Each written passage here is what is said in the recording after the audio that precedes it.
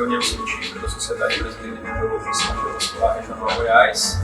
Vamos dar início à reunião científica com o nosso amigo, convidado da Regional do Distrito Federal, Dr. Alcides, que é um grande parceiro, um grande amigo, não poupa esforços para nos ajudar e a doar um pouco do seu conhecimento, da sua experiência para todos nós, colegas aqui da Regional Goiás. Muito obrigado, Dr. Alcides, pela sua presença nessa noite. Eu tenho certeza que você vai transportar conceitos, transportar a sua experiência. Muito obrigado. Agradecer então ao Frederico, ao SBSBGO, pela oportunidade de estar aqui no Brega de novo. É um grande prazer para a gente estar aqui, nós de Brasília.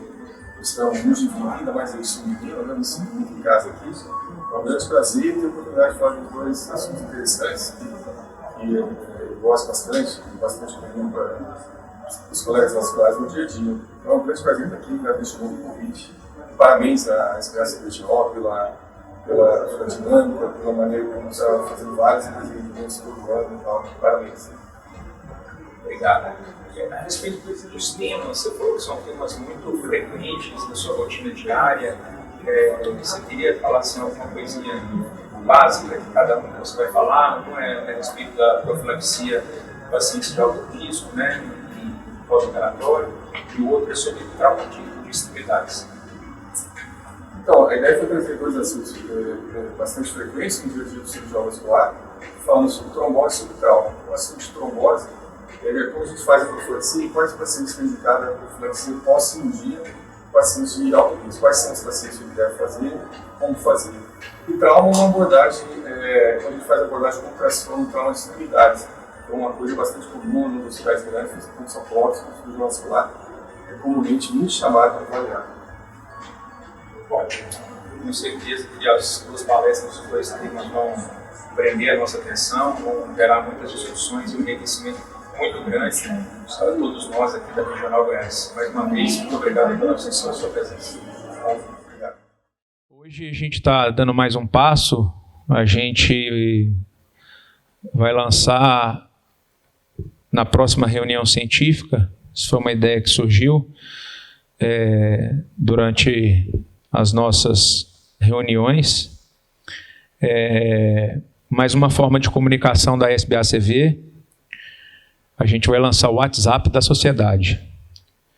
Através dele, isso vai ser a partir da próxima reunião científica, colegas, público em geral, telespectadores, pacientes, vão poder fazer pergunta durante e após cada reunião científica sobre o tema abordado na reunião científica ou sobre outros temas, e que a gente vai procurar responder ao vivo ou então dúvidas posteriormente.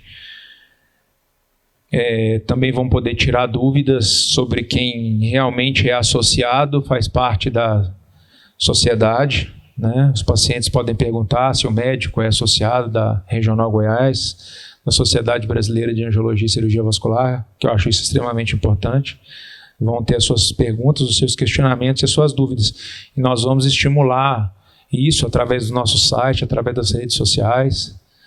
Conheça realmente o médico que faz parte da Sociedade de Angiologia. A reunião na última quinta-feira do mês foi uma votação realizada para que fosse na última quinta-feira do mês. Como a gente tem o espírito democrata, a gente, com uma votação da maioria, escolheu a última quinta-feira do mês. A gente tem feito as reuniões na última quinta-feira do mês. Se quiserem, a gente pode fazer outra votação pela troca do dia para a última quarta-feira ou alternar as quartas e quintas-feiras. No final, a gente pode fazer essa votação. Vocês pensem aí, se quiser, a gente coloca em votação novamente. A gente está finalizando a revista da sociedade, deve ser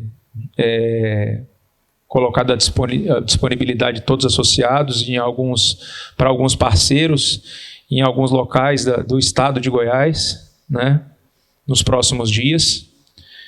E a reunião do mês que vem, de junho, vai ser no dia 27 de junho, vai ser uma reunião que vai ser realizada pela Supera Medical, no dia 27 de junho, quinta-feira. Então, para vocês já ficarem sabendo, o local a gente não tem, o horário é às 7h30, como é o preconizado há muito tempo já nas nossas reuniões. Outra atividade nossa, dia 6 de julho, vai ser o arraiá da SBACV-GO. 6 de julho é um sábado, a princípio de início às 18 horas, mas eu estou pensando em começar um pouco mais cedo, tipo às 16 horas. Vai ser lá na Chácara do Engenho, na rua 115. Ano passado foi na Chácara Maison, que é na chácara do lado, na mesma avenida 115, na rua 115. Dessa vez vai ser na Chácara do Engenho, que é ao lado da Maison, no setor sul. Os associados que são adimplentes não pagam e ainda podem levar um acompanhante, mas também podem ser adquiridos ingressos avulsos para adulto ao preço de R$ 80 e de crianças a R$ 40. Veja bem que esse preço é um preço que você tem direito à alimentação, bebida, água, suco, refrigerante, cerveja, quentão, e para as crianças principalmente vai ter disponibilizado atividades específicas para as crianças, né? Então, um pouco diferente do ano passado. A gente vai ter algumas atividades para que as crianças possam ter uma dinâmica maior lá. Por isso, até a ideia de começar um pouco mais cedo, para que elas possam aproveitar mais, que a família toda possa aproveitar mais o nosso arraiá. 6 de julho, sábado, tá? Primeiro sábado do mês de julho, tá? No Encontro São Paulo, que foi realizado esse final de semana, que passou, quinta, sexta e sábado, a gente comentou com algumas pessoas a intenção de aumentar as nossas atividades, fortalecer ainda mais a Sociedade de Angiologia e Cirurgia Vascular. Ela teve um momento da sua história em 2007 que ela se tornou muito grandiosa, com a doutora Carmen, que presidiu a sociedade, realizou o Congresso Brasileiro de Angiologia e Cirurgia Vascular aqui em Goiânia. Mas desde então a gente ficou meio ausente e meio esquecido por outros colegas de outras regionais, pela nacional. A intenção nossa, nesses 4 anos que a gente vai ficar à frente da sociedade, é que ela possa estar no lugar que merece. Então, a gente já tinha pensado anteriormente, o encontro goiano foi um sonho que começou no Encontro Centro-Oeste, numa conversa de corredor com a doutora Carmen e com o doutor Nagato. Acho que a gente podia fazer um encontro goiano, né? Deu certo. Esse ano vai ter outro, espero que seja muito bom, que receba elogios como recebemos ano passado. E aí a gente deu um passo um pouquinho maior. A gente lançou a candidatura de Goiás e de Goiânia para que sediasse o 10º Congresso Brasileiro de Ecografia Vascular 2022. A gente vai ter o congresso ano que vem, 2020, que vai ser em Foz do Iguaçu. Acho que é Curitiba, mas acho que vai ser lá em Foz do Iguaçu mesmo. Acho que eles não divulgaram ainda, mas a intenção é você fazer lá em Foz do Iguaçu. E a votação desse congresso, 2022, vai ser agora, 2019, no Congresso Brasileiro, em outubro, em Recife. O Congresso Brasileiro desse ano é 2019, vai ser em Recife. O de 2021 já foi votado. E a sede vai ser Brasília, do nosso amigo Alcides. Então, de 2019 agora, vota-se o Brasileiro de Doppler de 2022 e a sede do Brasileiro de 2023. Então, a gente foi a primeira regional que lançou a candidatura. E eu acho que é importante vocês divulgarem isso com colegas conhecidos de outras regionais, e eu acho que vai ser extremamente importante para a nossa regional. Assim, eu sou um sonhador e gosto de estar em locais onde eu trabalho que sejam locais bons da gente trabalhar, prazerosos e que sejam referência. E eu sei que Goiás tem essa condição, por todos os colegas que aqui estão, conheço a maioria de vocês, e sei que o nosso potencial é enorme, e basta a gente caminhar um pouco mais. Então a intenção foi lançar a candidatura em 2022 do Congresso Brasileiro de Ecografia Vascular, e quem sabe em 2021, lá em Brasília, a gente lançar a candidatura do Congresso Brasileiro de Angiologia e Cirurgia Vascular em 2025, aqui em Goiás. A gente já vai ter o know-how, a gente já vai ter feito, se Deus quiser, o Ecografia Vascular em 2022, e vamos que vamos.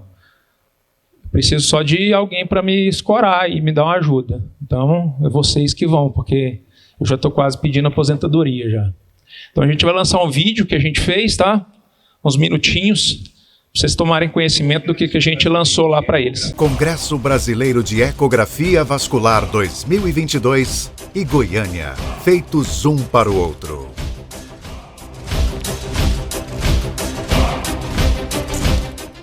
Goiânia, uma cidade jovem, moderna e uma das mais acolhedoras do Brasil. Aqui, quem vem de fora não é apenas bem-vindo, é bem recebido sempre. A hospitalidade corre nas veias do goiano e a cidade mistura seu clima cosmopolita com a alma receptiva de quem vive aqui.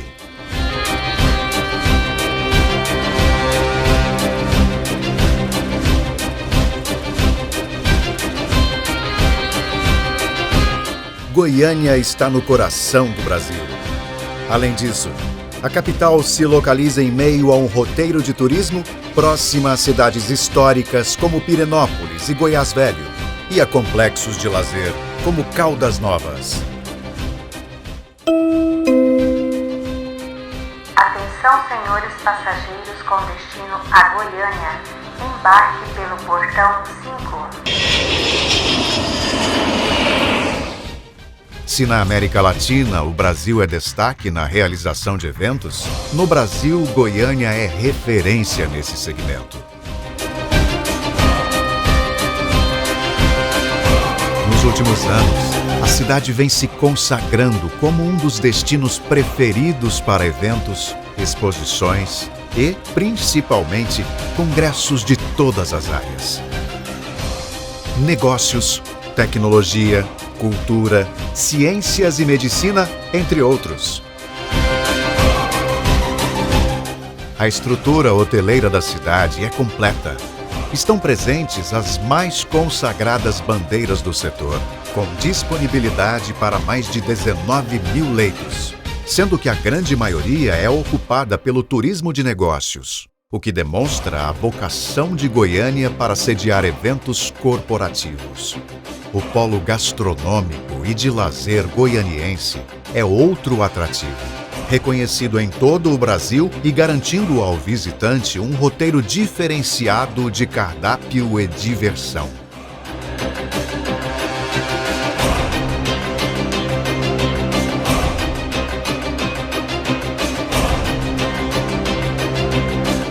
Mas tão importante quanto falar de Goiânia e do Congresso Brasileiro de Ecografia Vascular 2022 é mencionar a Sociedade Brasileira de Angiologia e Cirurgia Vascular de Goiás. Fundada na década de 1970, a sociedade tem estado presente na história das conquistas da medicina regional, contribuindo para fazer de Goiânia o que ela é hoje. Uma cidade referência em diversas especialidades médicas no país e no mundo.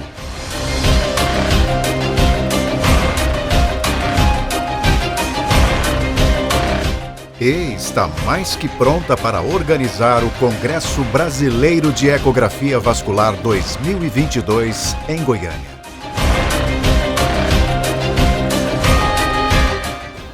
Receber o Congresso Brasileiro de Ecografia Vascular 2022 em Goiânia será uma grande responsabilidade, uma honra e uma alegria para nós que focamos a nossa atuação no reconhecimento da classe médica, nas grandes atuações e na modernização da área. Posso dizer, como médico, que estamos de braços abertos para receber os colegas do Brasil e de outros países, tendo absoluta certeza que o evento será marcado pela intensa troca de ideias e experiências. Conto com o apoio de todos vocês, presidentes e colegas das outras regionais, para que votem em Goiânia, para que nós possamos receber e fazer este congresso brilhantemente. A votação acontecerá durante a reunião da Câmara dos Representantes, no 43º Congresso Brasileiro de Angiologia e Cirurgia Vascular, em Recife, outubro de 2019. Meu sincero, muito obrigado.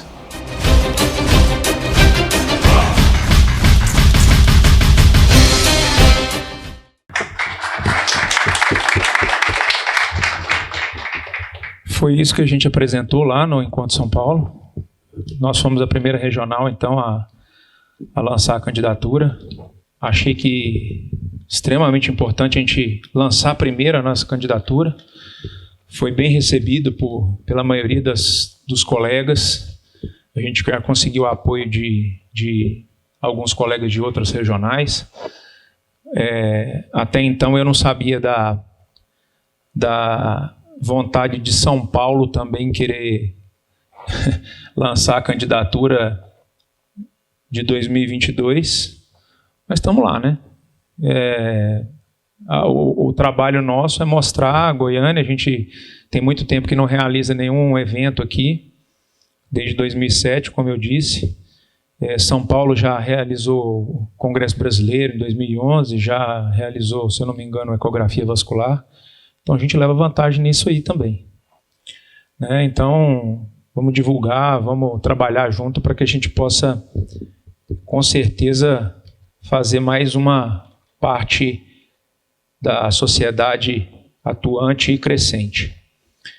O último tópico que eu queria falar, que a gente vem citando incessantemente há algum tempo já, e isso é tema de toda reunião científica, não só aqui da nossa regional, mas de outras regionais também, de outras reuniões científicas, temas constantes dos congressos, dos encontros regionais, que é a nossa defesa profissional e a nossa busca por melhores honorários. No início do ano, a gente decidiu formar uma comissão de honorários. A votação também pela essa formação foi feita numa reunião científica, foi formada através de uma reunião extraordinária. Foram chamados todos que queriam participar. Lá foram eleitos 8 participantes, e mais a minha presença como presidente da regional. E aí a gente foi fazendo algumas reuniões, trouxe o resultado dessa reunião extraordinária que foi feito, todos os integrantes que participavam da comissão, e convidado quem quisesse participar também. Tem mais local aqui na frente, viu? Quem quisesse participar, a ajuda sempre é muito bem-vinda, né? Somar, discutir, sempre a gente está aberto para que a gente possa estar junto ou associado, né? E a partir das nossas reuniões de estudos que foram feitos entre hall, entre cooperativa e tudo mais, a gente decidiu por formar a cooperativa dos vasculares do estado de Goiás. A gente teve uma aula que foi dada pelo Fábio Cipreste e pelo Dr. Frederico Mesquita, aqui com participação de 2 cooperativas, o Dr. Wagner pela Copanest e o Dr. Gustavo pela Copa Cardio. Então, a gente recebeu convites de ingressar na cooperativa deles, mas no final das contas a gente resolveu montar a nossa cooperativa mesmo. Por fim, nós montamos um grupo de WhatsApp, livre acesso para quem quisesse participar. Isso foi sendo divulgado por todos os associados, né? Essa formação da cooperativa é desvinculada da nossa sociedade, vai ser um outro CNPJ, mas eu acho que a agregação, a união entre sociedade e cooperativa, ela tem que ser constante. Eu acho que os interesses são iguais de todos os vasculares, de todos os colegas, né? São buscas de melhorias para nós, sem querer afetar um ou outro, sem querer brigar com um ou com o outro, sem querer discutir com isso ou aquilo com um ou com outro convênio. Não é a nossa mentalidade, nem minha, nem dos colegas que estão mais à frente da cooperativa, que é o Daniel Alexandrino, o Fábio Cipreste. Tá? Então, assim, a gente montou essa cooperativa, foram entrando em grupo de WhatsApp, nós divulgamos também no nosso grupo de WhatsApp da sociedade o acesso ao outro grupo, que chama Copa Vasque, né, para saber quais eram as nossas ideias e tudo mais, escutar novas ideias, convidar novos colegas a participar de reuniões, porque a ideia básica nossa, me corrija a qualquer momento de vocês dois que tenham, é fortalecimento da cooperativa para que a gente possa futuramente ter condições melhores de trabalho, condições melhores de remuneração. A nossa intenção primária é fazer reuniões e discussões do ponto de vista público, não mexer com os convênios por enquanto, pessoal que trabalha em OS, que utiliza outras cooperativas para receber, porque as OS estão fazendo com que a gente faça firma CNPJ para que seja recebido os nossos honorários. Então, nada melhor do que a gente ter a nossa cooperativa, do que usar a Goiânia Clínica ou outras cooperativas. A gente vai ter a nossa cooperativa, que vai ter força, vai tomar corpo, vai ser unida e assim, desvinculada da sociedade, é de livre acesso, de livre permanência. Eu estou falando tudo isso aqui porque como foi a comissão de honorários foi criada dentro da sociedade, a gente tem passado tudo que é feito da cooperativa, pelo menos tentado passar tudo que é feito da cooperativa no nosso grupo do WhatsApp. Sei que às vezes é uma comunicação falha, mas é uma forma que a gente achou e assim, a gente está aberto, todo mundo sabe, se não sabe às vezes o telefone dos meninos que estão mais à frente e tudo mais, tem o meu telefone, sabe que eu atendo 24 horas, sempre respondo mensagens. Nós já tivemos reuniões com 3 escritórios de advocacia para montar estatuto, para ver como que a gente pode atuar, de que maneira a gente pode atuar, de que maneira mais correta a gente pode atuar. A gente praticamente já fechou a escolha de um dos grupos de advocatício para a defesa da nossa cooperativa, para formar o estatuto, para formar a chapa, quem vai conduzir essa cooperativa, presidente, secretário, vice e tudo mais. Isso vai ser feito em assembleia, tá? E no nosso grupo de WhatsApp, se não me engano, tinham 73 pessoas. 73 pessoas.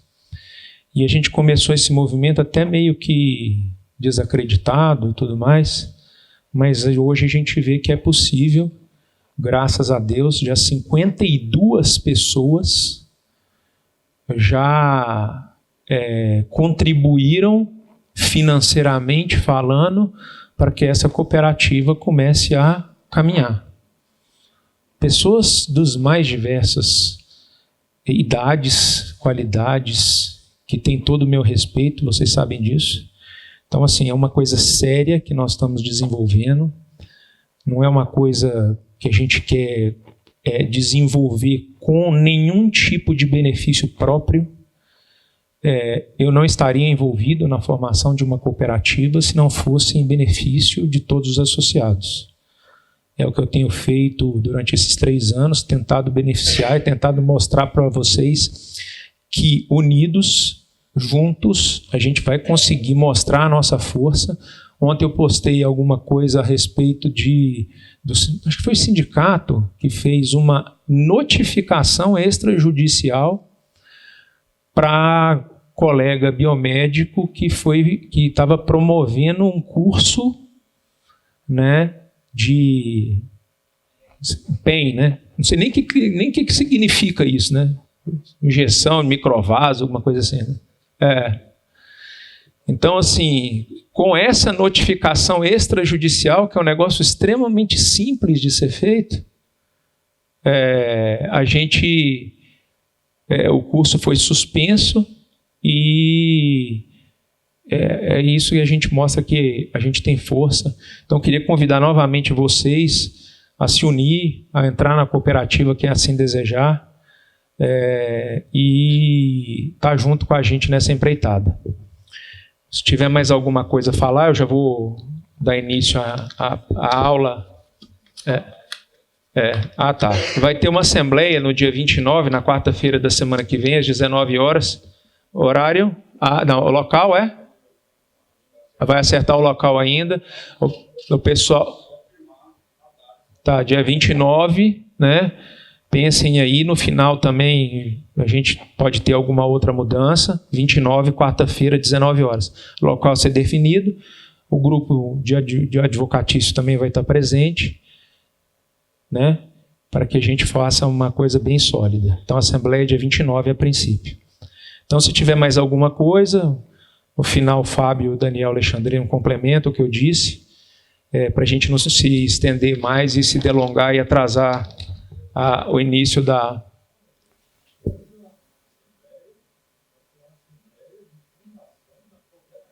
Exatamente. Assembleia de fundação da cooperativa. Então, a importância da presença de todos vocês, contribuir financeiramente é extremamente importante, o que eu venho falando na sociedade há muito tempo, na sociedade de angiologia, não é diferente na cooperativa, mas presença, discussão, opinião, ideias, é importantíssimo também. Então, precisa estar presente. Então, não se delongando mais, se tiver mais alguma coisa no final a gente fala. Na noite de hoje, nós vamos ter a presença do nosso amigo da SBACV Regional do Distrito Federal, que não poupa esforços, sempre para poder contribuir com a nossa regional, passar um pouco da sua experiência, vivência e conhecimentos dentro da área de angiologia e cirurgia vascular. Dr. Alcídio José Araújo Ribeiro é membro titular da Sociedade Brasileira de Angiologia e Cirurgia Vascular, diretor científico da Regional do Distrito Federal, cirurgião vascular do Instituto Hospital de Base do Distrito Federal, mestrado na ESCS, FEPEX. Dr. Alcides, é uma honra, um extremo prazer recebê-lo mais uma vez em Goiânia e na SBACVGO. Obrigado, sinta-se na sua casa. As portas da sociedade sempre estarão abertas para você. Espero que não só hoje, mas que em breve você possa retornar e estar presente conosco aqui. Muito obrigado.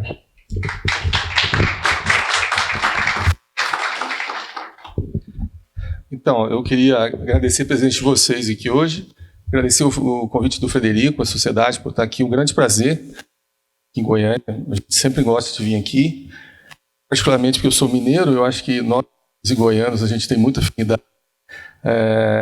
Nós vamos apoiar o congresso nós vamos apoiar Goiânia no Congresso de Ecografia, com certeza. A gente vai ajudar vocês lá em Recife. E a gente conta com vocês também no Congresso de Brasília. Nós vamos fazer alguns canais aí para escutar ideias, sugestões. Vamos ligar para a doutora Carmen e os demais envolvidos no Congresso aqui, pregar ideias sobre tudo que foi feito, os acertos e tudo mais, para a gente tentar fazer um congresso diferente, um congresso melhor, mais prático, mais objetivo e que atenda realmente as pessoas que realmente vai para o congresso para aprender, né? Então, o Frederico me convidou, a ideia trouxe dois temas, uma aula de profilaxia, uma aula de trombose e uma aula de trauma. E aqui eu vou falar de profilaxia para pacientes de alto risco, fora do hospital, e vou falar a experiência nossa do Hospital de Base com o uso do ultrassom no trauma vascular de extremidades, né? Então, profilaxia de TEV em pacientes de cirurgia de alto risco, por que em quais pacientes manter essa profilaxia fora do hospital, né? Esses são os conflitos de interesse, mas não tenho outros conflitos com esses laboratórios, com essa apresentação. Então, trombose, a gente está acostumado com eles, mas é sempre bom a gente relembrar alguns. No Brasil, 0,6 casos por cada 1.000 habitantes, estima-se em torno de mais ou menos 125 mil casos por ano. Agora, esse aqui é o dado interessante. De cada 3 casos de trombose, a gente faz diagnóstico de 1. Então, a gente tem 2 casos de trombose, até entre a gente, no nosso consultório, nos hospitais, que a gente não diagnostica. Então, é muito perigoso falar que eu não tive, eu não tenho, eu não vi caso de trombose. Muitas vezes ele tem a gente que não diagnosticou por conta da dificuldade do diagnóstico, muitas vezes. A mortalidade pode chegar a 25%, sendo que 1/3 da mortalidade ocorre em pacientes com história de cirurgia recente. Então, a cirurgia é um grande fator que a mortalidade. A TEV é a causa mais importante de morte evitável em pacientes hospitalizados, e mesmo com todo o avanço tecnológico, essas aulas e programas, os novos casos, os índices de TVP em hospital e depois de cirurgia se mantêm constantes. Então, provavelmente deve ter alguma falha em algum momento aí. Nesse trabalho americano aqui, eles levantaram 2 milhões de pacientes com TVP sintomática e assintomática. Pouco mais de 1/3 deles desenvolveu sino pós-trombótica, que a gente sabe as consequências disso. 600 mil desenvolveram tromboembolismo pulmonar, mais ou menos 5%, 30 mil desenvolveram hipertensão pulmonar crônica. E essa hipertensão pulmonar é uma coisa que a gente não vê, porque quem vai ver o pneumologista lá na frente, e são doenças extremamente incapacitantes, o paciente fica grave, uma qualidade de vida muito ruim, são pacientes novos e drogas extremamente caras. Se a gente for pensar que esse TEP e essa hipertensão pulmonar pode, em alguns casos, ter sido causado por um pós-operatório de uma cirurgia que não foi feita profilaxia adequada, isso é muito impactante. 60 mil casos de morte. Esse trabalho aqui é um trabalho interessante. A gente não vê muito trabalho de trombose, de consequências psicológicas da TVP. Agora, a gente que faz ambulatório de TVP, acho que todo mundo já viu, já percebeu, quando você está fazendo um Doppler, quando você está pegando um laudo de uma TVP aguda, que você pagou de pegar, quando você fala para o paciente que ele tem trombose. A cara do paciente... O paciente, você vê que muitos deles, você vê que é uma palavra muito impactante. Então, esse trabalho analisou isso e viu que 40,6% dos pacientes que tiveram trombose, eles têm um medo diário de ter uma nova retrombose. E eles ficam afoitos, querendo, grande parte deles, fazer ecodoppler toda semana ou todo dia para poder ver se o trombo foi embora, para poder ver se resolveu o problema. E 24,7% desenvolve ansiedade e 11,7% desenvolve depressão por conta de um episódio de trombose. Agora, esses dados são dados americanos, de anglo-saxões. Imagina nós latinos, se fosse fazer um trabalho desse, quanto que ia dar esses índices? Com certeza, provavelmente seria maior, né? E é uma coisa também que, nos casos de pós-cirurgia, que não foi feita profilaxia, poderia ter sido evitado esse sofrimento todo. Muito por conta desse nosso colega aqui, Dr. Google, que ajuda muita gente muitas vezes, mas outra coisa que vocês devem ter percebido também, quando você dá o diagnóstico de trombose, o paciente vai embora. E ele volta na outra semana, ele volta desesperado, porque ele foi conversar com a vizinha, com a namorada, com a mãe, com todo mundo, e escutou aqueles absurdos, que cuidado, porque vai para a cabeça, vai para o coração, perde perna, aquelas coisas todas. Por isso que essa semana eu passei por isso de novo com um deputado lá em Brasília, ele ficou desesperado, né? Deputado, político não pode ficar doente, porque político doente perde voto, não consegue comissão, não consegue trabalhar, essas coisas. Eu comecei a fazer eu vou fazer um negócio de perguntas frequentes em trombose, ou mitos e verdades. Eu estou fazendo que quando eu tiver uma TVP, um diagnóstico agudo de uma trombose, eu vou entregar isso para o paciente. 3 folhas. Trombose perde perna? Aí você responde pularzinho. Trombose vai para a cabeça, vai para o coração, dá infarto. É importante isso, porque ele vai ter uma informação correta. E de repente botar lá alguns links de sociedade, de alguns lugares que ele pode pegar uma fonte confiável e saber a diferença de trombose venosa e arterial, porque é uma confusão, né, depois que o paciente volta. Porque quando o paciente procura isso, ele tem muita informação, mas ele não tem conhecimento. E aí fica uma tragédia às vezes, né? Outra coisa interessante é que aqueles programas de TEV, de profilaxia de TEV nos hospitais, como o Safety Zone e outros programas, ele é considerado o programa mais significativo na segurança do paciente, considerado 79 outros programas, segundo esse artigo, como risco de queda, risco de infecção, etc. Porque levou em consideração a eficácia e o custo-benefício. Porque quando você evita uma tromboembolismo pulmonar, isso implica diárias de UTI, o custo é altíssimo. Então, é um programa bastante eficaz. é a causa mais comum de mortalidade cirúrgica evitável em 30 dias em grandes cirurgias oncológicas, que são as cirurgias que você tem uma incidência muito alta de TEV, né? O risco de TEV permanece elevado por pelo menos 3 meses após a cirurgia. Isso é uma coisa que a gente tem que lembrar, porque a gente vascular, a gente faz a cirurgia, resolve nos dias ali, a gente acha que acabou. Não, o risco permanece e muitas vezes a gente vai ver que se tiver os fatores de risco, a gente tem que estender isso aí um pouquinho mais. Isso aqui são pacientes internados em hospitais sem profilaxia. Os pacientes com AVC, eles têm 50% de chance de fazer TEV, até 50%. Cirurgia ortopédica, 50%, principalmente nas próteses, né, de quadril, joelho. Cirurgia oncológica, 37%. Cirurgia geral, 20%. Pacientes clínicos, 17%. E a gente está próximo ainda da cirurgia geral também, nesses índices em torno de 20%, né? 10% das mortes hospitalares, todas as mortes hospitalares são devidas a TEP. 75% acontece em paciente clínico, não cirúrgico. É uma das principais causas de morte sem diagnóstico, né? 1% de todos os pacientes admitidos no hospital morrem de TEP. E outra coisa interessante, 70% dos pacientes que morrem, que vão fazer necrópsia, não tinha se pensado em TEP antes. Só 30%, 22%. O vascular acontece muito com a gente. O que aconteceu? Infartou, fez não sei o quê, fez não sei o que lá, não sei o que lá. A gente que é vascular não pensa tanto nisso. E muita gente morre por TEP no hospital. Até pacientes nossos. Esse aqui é um caso do IML de Brasília, Dr.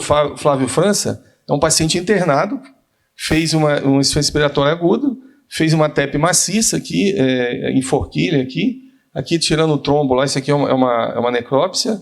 Você vê um trombo bastante grande, um trombo extenso, o paciente morreu no hospital. 2/3 dos eventos ocorrem nos primeiros 2 meses da alta hospitalar. E é muito parecido a clínica com a cirurgia. Ó. 65% dos casos de trombolismo venoso acontece no primeiro mês, até 30 dias. Depois você tem 18% de 30 a 60 e você tem 13% até 90 dias. E é muito parecido o paciente que ficou internado com clínica e pacientes pós-cirurgia. Então isso prolonga depois, não é só naquele período ali da cirurgia. Esse aqui foi um estudo que foi feito em Dorset, em vários países do mundo, avaliando a profilaxia. É até um estudo clássico, foi feito em 2008, publicado no Lancet. No Brasil, o paciente cirúrgico, aqui no Brasil, a média era menor do que a profilaxia que era feita no mundo. No mundo, era 59% dos pacientes com risco que deveriam receber, estavam recebendo. No Brasil, 46%. Se a gente for ver aqui, de 1.295 pacientes, 56 estavam em risco para TEV. 51% recebia profilaxia segundo a 7ª CCP. Nos pacientes cirúrgicos, que foram 640, 66% estavam em risco, 46% desses recebia profilaxia. A gente tinha 54% de pacientes sem receber. E os pacientes vasculares, 98,2%. A maioria aqui são pacientes arteriais, cirurgias maiores. 98,2% estavam em risco, quase todo mundo, né? E 55,6%, e pouco mais da metade, estava recebendo profilaxia. Aí a gente vê que o risco de acontecer problemas é grande. Mas por que não é feito essa profilaxia regularmente? A gente tem que perguntar até para a gente também, porque às vezes a gente não faz, né? Baixa percepção de que tem incidência de TEV, os pacientes morrem, e muitas vezes até não é autorizado a necrópsia, a gente não sabe nem do que morreu. E acha que a taxa é muito baixa, eu não tenho, eu nunca tive, eu nunca vi. É muito perigoso o médico falar que não tem, nunca teve, porque às vezes você não teve, mas o teu colega pegou que você não pegou um paciente seu, caiu para um paciente seu, foi para outro hospital, você não teve um diagnóstico de um TEP, família não autorizou o exame. Medo exagerado de sangramentos e acha que a taxa de sangramento é muito alta. Quando a gente não quer fazer uma coisa, não sabe, a gente fala que é sangramento. O ortopedista gosta muito de fazer isso, né? Taxa muito alta, fazer. O pessoal da bariátrica também não gosta de fazer porque sangra muito. Ninguém nunca viu esse sangramento tão grande assim, né? Falta de consenso de diretriz específica para determinadas cirurgias, né? Dificuldade de lembrar as recomendações, porque às vezes realmente é difícil aqueles detalhezinhos todos e a gente tem que ter um jeito mais fácil de fazer isso aí. E alto custo da medicação e dispositivos. Talvez para o paciente internado isso é menos, mas às vezes para o paciente que a gente vai dar alta para casa, usar, por exemplo, enoxaparina, tudo, às vezes pode pesar também, né? Então, basicamente, nos pacientes de risco cirúrgico, que é o que a gente vai falar aqui, a gente tem que levar em consideração a idade, o tipo de cirurgia e os fatores de risco associados com esses pacientes.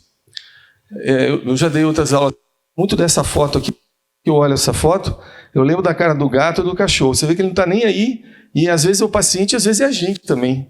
Tem um monte de fatores de risco ali e a gente não está sabendo e leva a vida normal. O que a gente tem que fazer é tentar proteger desses fatores de risco para evitar problema, né? Esse daqui é uma das diretrizes do TEVS Safety Zone.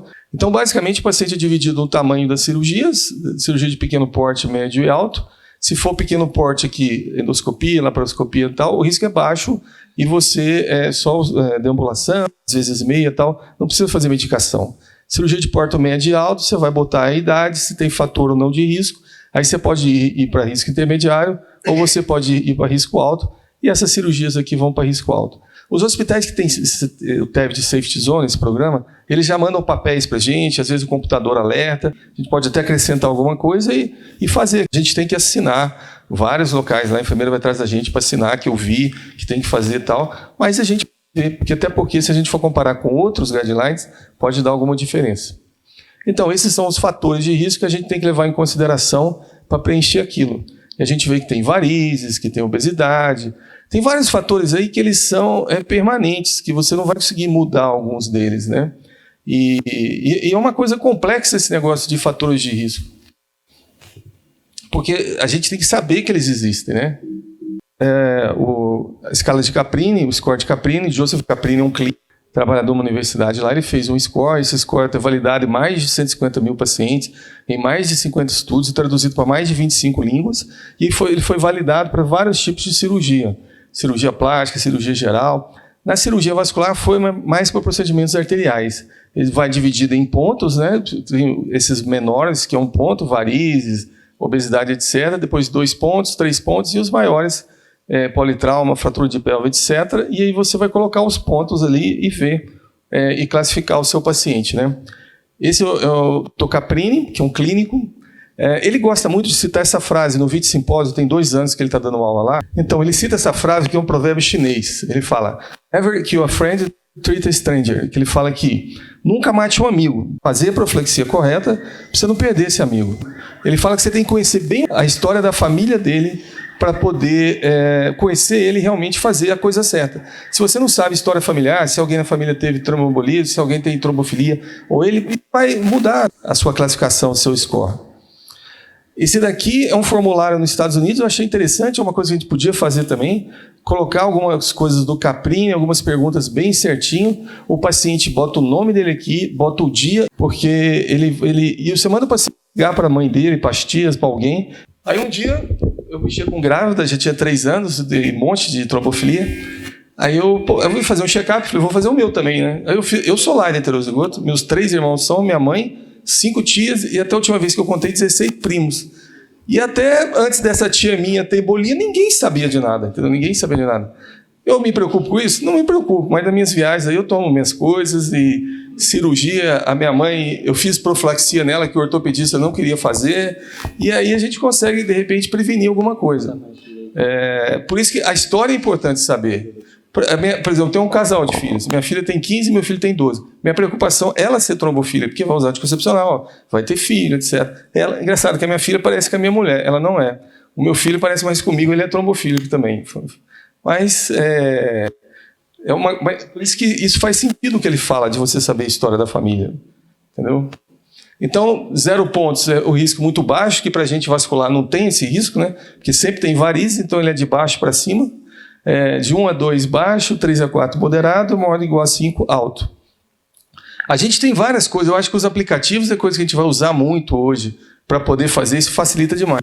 Esse aqui, na realidade, ele não tem um aplicativo ainda, parece que eles estão tentando fazer um, esse aqui está na internet.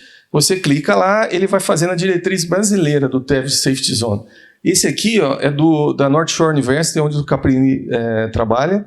Ele é bem bom, bem fácil de fazer. Você vai clicando lá, ele vai aparecendo.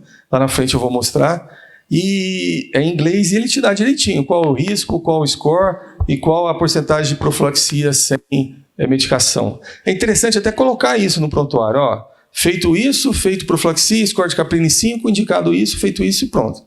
Porque aí já está lá feito o que tem que fazer. Esse aqui é o mesmo aplicativo, só que em português. é gratuito, todos esses dois são gratuitos, a gente baixa rapidinho, vou mostrar para vocês quanto tempo a gente gasta para fazer um negócio desse aqui daqui a pouco. Então, o risco, a gente é movimentação no leito, deambulação precoce, o moderado heparina em dose baixa, se tiver contraindicação só a meia, e o alto heparina em dose mais alta, e contraindicação a compressão pneumática intermitente. Essas são as doses normalmente, heparina não fracionada, a dose baixa 5.000 2 vezes ao dia, a dose alta 5.000 3 vezes, e a enoxaparina 20 uma vez ao dia, 40 uma vez ao dia. É o que a gente mais usa. Alguns não têm, fondaparinux é difícil de achar. Os DOACs, que a gente tem, o Pradaxa, o Xarelto e o Eliquis, eles existem e foram até superiores à enoxaparina nos trabalhos, mas para prótese de joelho e quadril. Mas a gente sabe que por vários motivos de dificuldade, de questões, muito de nós vasculares, a gente está usando o DOAC, embora off-label, para profilaxia de algumas cirurgias pós-operatórias de vascular, né? E normalmente a gente mantém, quando tem indicação, a gente mantém de 7 a 10 dias. Particularmente eu acho o seguinte, ou a gente não faz, quando não tem indicação, e se for para fazer, eu acho que tem que fazer 10 dias. Porque eu tive 3 casos de TEP em pós-operatório de varizes, e os 3 foi no 7º, no 8º e no 9º DPO. Então, eu acho que se for para fazer, a gente faz 10, quando não tem indicação de estender mais um pouquinho em casos selecionados, que tem outros fatores de risco mais importantes, né? Agora, quando começar essa heparina de baixo peso, aqui eu estou falando geral de vários tipos de cirurgia, não só de cirurgia vascular, né? Um risco moderado. Se é anestesia geral, a gente pode começar 2 horas antes da anestesia, ou se não, começar depois. Se o paciente for de risco maior, você pode começar até 12 horas antes, né? Por quê? Porque eles acham que o paciente já estando internado, vai estar imobilizado, já teria um risco aumentado, tem relato de casos de TEP durante a cirurgia, então, paciente com risco alto para TEP, internado na véspera, você inicia na véspera, 12 horas antes, você não vai ter problema. E volta 12 a 24 horas depois. Quanto a sangramento, eu fiz um levantamento aqui, ó, o Dr. Caker, que é um inglês que estuda muito trombose, o pai dele estudava muito trombose, o professor Maffei ficou com ele estudando muito tempo atrás, no começo, trombose.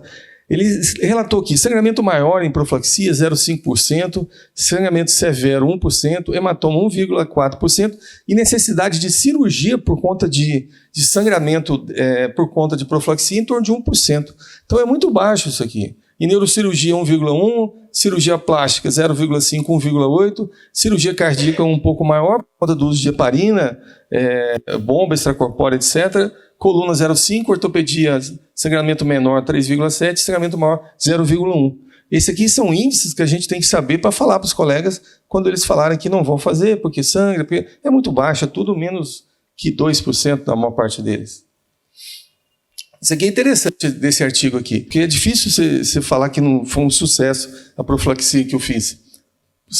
Ou seja, você associar o fato de não ter tido TEV àquela profilaxia. Mas certamente ele vai lembrar das falhas e das complicações hemorrágicas que ele teve. Isso a gente vai lembrar, isso fica muito grande para a gente, até para a gente justificar ou não querer fazer outros. Então a gente tem que tomar cuidado com isso, não querer fazer outras profilaxias. O tempo de profilaxia também foi bastante estudado, teve trabalhos 7, 5, 6, 7, 10 e tal, quando eles chegaram naquele valor de 7 a 10 dias. A gente sabe que essa daqui é uma curva que tem em pacientes internados. Você vê que ele aumenta 40 vezes na primeira semana, chega a 112 vezes a chance maior com 3 semanas, depois ele vai caindo. Mas ele persiste até 1 ano. O risco maior é primeiros 3 meses, até 12 semanas. Você vê que o paciente que é feito day clinic, ele também tem um risco, mas é menor, ele é mais constante, que é esse negocinho aqui vermelho, tracejada vermelho. Cirurgias vasculares, em geral, são consideradas de baixo risco e de baixa chance de sangramento também. Uma incidência aproximada de 1,7% de TEV nos 3 meses após a cirurgia. Agora, a gente tem que tomar cuidado com esses índices, que muitas vezes esses índices são de pacientes sintomáticos, pacientes que chegou com edema, com dor, que a gente foi fazer exame. A gente sabe que se a gente for fazer Doppler em todos os pacientes, esse índice vai ser de 5 a 10 vezes maior. Profilaxia parece reduzir a taxa do evento significativamente nos casos vasculares. Que entra no negócio do hotel aí. A incidência de TVP em cirurgia de amputação sem profilaxia foi de 25,8%, semelhante à cirurgia geral. Tem trabalhos do Jornal Vascular Brasileiro que fala que a trombose em pacientes pós-amputação chega a 40%. E muitas vezes você pode ter embolia pulmonar nesse caso. O pessoal da Unesp de Botucatu, eles usaram heparina não fracionada e enoxaparina, e eles viram que obtiveram redução da incidência de 11,6% e 9%, quase 10% usando a profilaxia. Esse aqui é um guideline europeu para profilaxia de tromboembolismo, e eles viram que no reparo do aneurisma de aorta abdominal, o risco para TEV é moderado. Mas quando os pacientes têm esses fatores aqui, ele passa a ser de alto risco. E os fatores são comuns. IMC maior do que 30, uso crônico de esteroides, se o aneurisma é roto, se a cirurgia é aberta, duração de pelo menos 5 horas, transfusão, se tem alguma complicação pós-operatória. Então, isso aumenta o risco dele. Então, ele sugere o uso de profilaxia farmacológica assim que for alcançada uma homeostase satisfatória. Assim que vê que não está sangrando mais, pode começar logo depois no pós-operatório. A profilaxia estendida de 1 semana a 1 mês reduz a TVP assintomática em 50%, principalmente em casos selecionados, como câncer, com outros fatores de risco. O risco relativo de TVP dentro de 6 semanas da cirurgia é 10 vezes maior do que o paciente sem cirurgia. Ou seja, o paciente que fez cirurgia recente tem 10 vezes mais chance de ter uma TVP do que um paciente que não fez. Qual que é o paciente que a gente vai fazer mais tempo do que os 7 a 10 dias? Prótese total de quadril e joelho, cirurgia abdominal e pélvica por câncer, a gente chega a 28 dias ou 1 mês, ou até mais, se for o caso. Pacientes trombofílicos com TEV pregresso, imobilizados pela cirurgia e quimioterapia ambulatorial, enquanto persistir o risco. Esse estudo aqui foi feito em pacientes depois de cirurgias por câncer, na dose de 40 mg de enoxaparina. Ele tinha 12% de TVP em pacientes tratados por 7 a 10 dias, nesses pacientes com câncer. Quando ele passou para 30 dias, a chance de TVP caiu para 4,8%, diminuiu quase que, foi para 1/3 do valor com o uso da enoxaparina nesses casos. Por isso que é importante estratificar. Ninguém está falando que tem que usar em todos os pacientes. A gente não pode abusar, é uma droga cara, a gente não pode usar sem necessidade, mas a gente não pode também ser omisso, deixar de usar nos casos que tem indicação, que tem estudos, sabendo também que esses estudos estão sempre em evolução. Podem ir para frente, pode voltar, recuar alguma coisa. Até metade dos eventos de TEV pós-operatórios são evitáveis se a adesão a padrões e protocolos forem seguidos. Isso aqui é profilaxia para cirurgia depois de cirurgia oncológica, né? Prolongado, o que fazer? A profilaxia prolongada diminuiu o TEV em 55%. 46,3% das mortes foram atribuídas à TEV. Então, é a causa mais comum de TEV no pós-operatório em 30 dias. Apesar dessa evidência, a aderência à profilaxia após a alta foi pobre. Parte por conta dos médicos, parte por conta dos pacientes, que por N fatores não conseguem fazer. Então, isso aqui é alguns guidelines da Sociedade Americana de Oncologia Clínica. Profilaxia para cirurgias de grande porte para câncer deve ser continuada pelo menos 7 a 10 dias. Profilaxia por 4 semanas, pacientes com alto risco, como mobilidade restrita, obesidade, história de TEV ou fatores de risco adicionais. Ou seja, a gente sempre estende mais quando tem mais fatores importantes. O ISTH, International Society of Thrombohemostasis, de 2016, ele fala que cirurgia prolongada 4 semanas deve ser usada após laparotomia ou laparoscopia maior por câncer, né? Em pacientes com alto risco e com baixo risco de sangramento. Lógico, você só vai usar se o risco de sangramento for baixo em todos os casos. O ACCP fala mais ou menos a mesma coisa, paciente com alto risco submetido à cirurgia abdominal ou pélvica, profilaxia estendida. Essa sociedade europeia também fala a mesma coisa, cirurgia abdominal, profilaxia pós-alta com 1 mês após a cirurgia, e esse NCCN, que é National Cancer Center Network, nos Estados Unidos, ele fala 4 semanas, anestesia prolongada, TEV anterior, estágio avançado do câncer, MOX 60, etc. Vou falar rapidinho um assunto aqui, que eu até já comentei em outra aula aqui em Goiânia, que é um assunto que nossa sociedade ficou um tempão sem falar nisso, agora tem voltado a falar. O Adilson Páscoa falou no Encontro de São Paulo, foi a última aula do encontro do sábado, às 18 horas, o Adilson falou. O Marcos Areias do Rio vai estar falando agora no Encontro Pernambucano. O Fabrício vai falar no TEV Meeting, não vai? Sobre esse assunto. Então, é um assunto bastante frequente, que é você fazer profilaxia de TVP nas nossas varizes do dia a dia.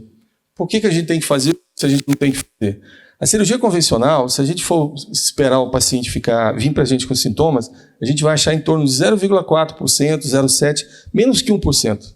Mas se você for fazer Doppler em todos os pacientes com ou sem sintomas, a gente vai achar entre 5% e 10% de TVP. Ainda mais hoje, por exemplo, que nas 2 salas que eu atendo tem um aparelho de ultrassom do lado da máquina. Então, qualquer coisinha, você vê um negócio meio assim, você já põe um eco e faz. Eu acho que a gente deveria fazer até em todos, né? Mas a gente não sabe também se a gente vai estar fazendo bem ou mal se a gente for fazer isso, né? Mas se a gente for fazer, a gente vai se assustar. Se usa torniquete, vai para mais ainda, mais de 7%, 8%. Esses outros assuntos aqui, HIT e FIT, que é o trombo induzido pelo calor e pela espuma, isso aqui é um assunto à parte, isso aqui é um trombo diferente, é outra coisa, é um trombo mais benigno, ele retrai rápido. Na maioria das vezes a gente não precisa fazer nada, só quando ele estiver avançado, e a gente nem sabe se naqueles que quase oclusam se a gente precisa fazer, porque é um trombo borrachoso, ele retrai muito rápido, com 24 horas ele tem sinal de cronicidade, é o Doppler.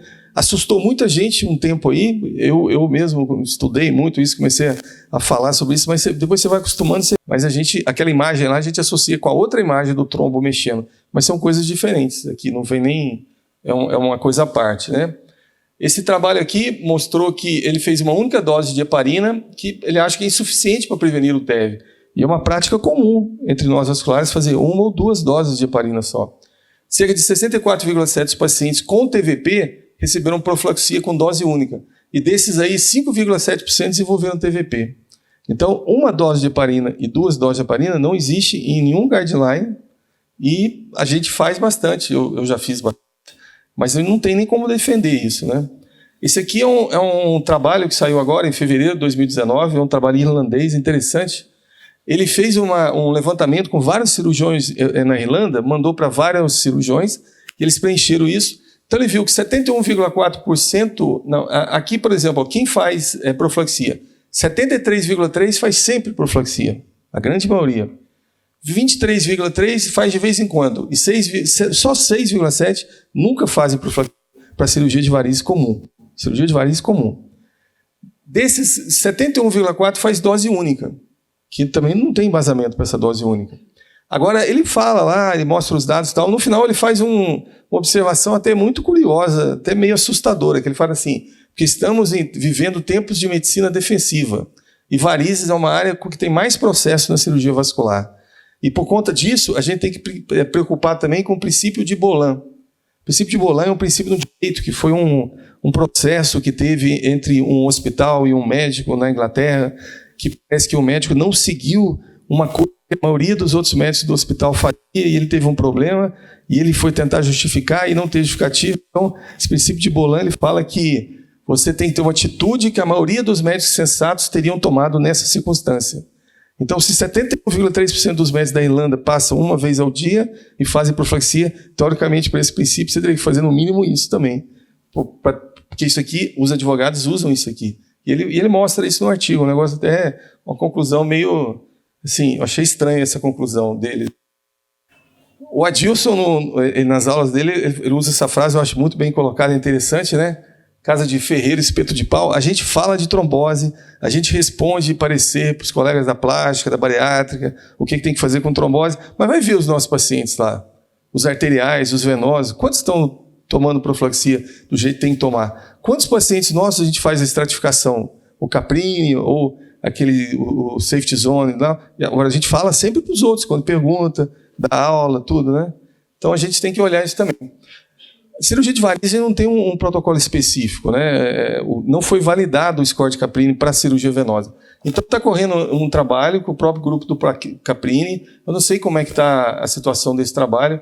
Ele está registrado no Clinical Trials, ele quer botar 3.000 pacientes, começou em 2017, isso é o que consta lá. A ideia é finalizar em 2022, usando todos os procedimentos para varizes, laser, radiofrequência, stripping, minifibrectomia, escleroterapia. Aí ele vai botar isso num outro tipo de tabela, com as pontuações diferentes, todos os procedimentos têm o mesmo ponto, um ponto, e aí ele vai classificar os de baixo risco, compressão. Então todos os pacientes dele vão usar compressão. O de risco moderado vai usar compressão, e com uma semana você vai fazer um Doppler. E os que têm risco alto, você vai fazer compressão e aparelho de baixo peso 7 a 10 dias. Mas isso ainda não está validado, como o outro também não está, de repente é uma coisa até para se pensar em usar.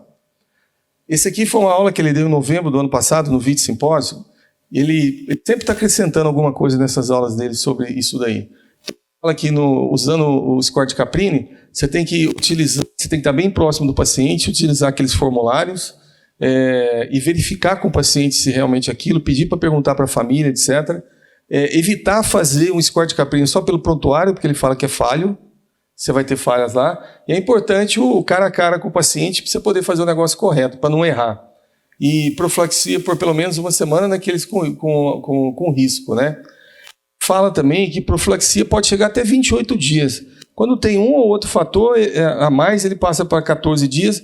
Quando tem história de tromboembolismo, história familiar, trombofilia, ele já vai para 28 dias pós-operatório de varizes, de espuma, de laser. Se isso é exagerado ou não, eu acho que com o tempo vai mostrar isso, vão assentar isso aí direitinho e fazer outros trabalhos para ver o que é melhor, de repente até como aconteceu com a escala de Caprini original, depois ir mudando com o tempo para tentar chegar numa coisa ideal, né? Eu vou botar só um exemplo aqui para mostrar como é que acontece. Esse aqui é um paciente meu, homem, 60 anos, varizes de membros inferiores bilaterais, com refluxo em ambas vezes safena, dilatação, pegava junção, não tinha edema, não tinha nada, eram varizes bem grandes. O maior problema dele, que a mulher dele era médica também, e foi feito termoablação com endolaser 1470, mais exéreses colaterais, e eu fiz profilaxia com heparina de baixo peso 40 no dia da cirurgia e no dia da alta no outro dia, 12 doses só. Esse paciente fez um ERIT, que é esse trombo aqui, ó, esse exame tem 5 dias. Você vê que o ERIT já tem um aspecto de trombo crônico. Esse aspecto de trombo crônico ele aparece com 24 horas. Isso é muito comum a gente ver. Começo assustava, esse aqui é um ERIT tipo 1, que vai até a junção, aqui está bem pouquinho. As pessoas falam assim, eu nunca tive ERIT. Todo mundo que faz laser tem ERIT. ERIT tipo 1, você pode falar que você tem 100% dos casos. É praticamente impossível você fazer uma safena, um trajeto muito grande, sem ter nenhum trombo em qualquer lugar. Você não vai fazer uma fibrose fechando aquilo, sem nenhum trombinho, nenhum ponto da safena.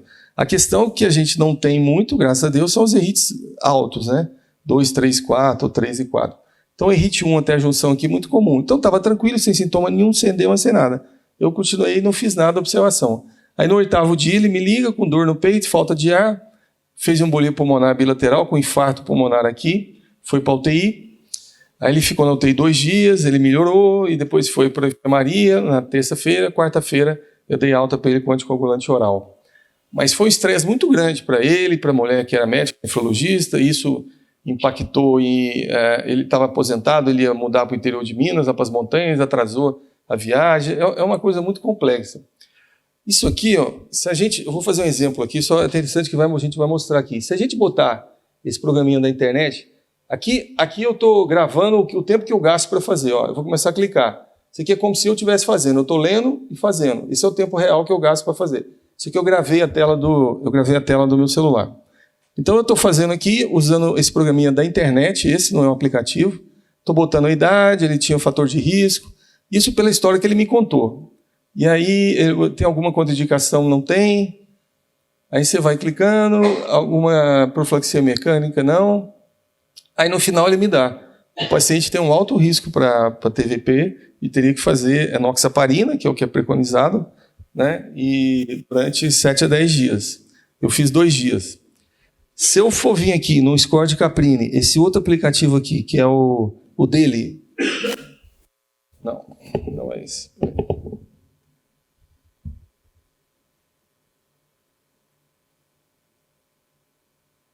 Então eu tô gravando a tela também.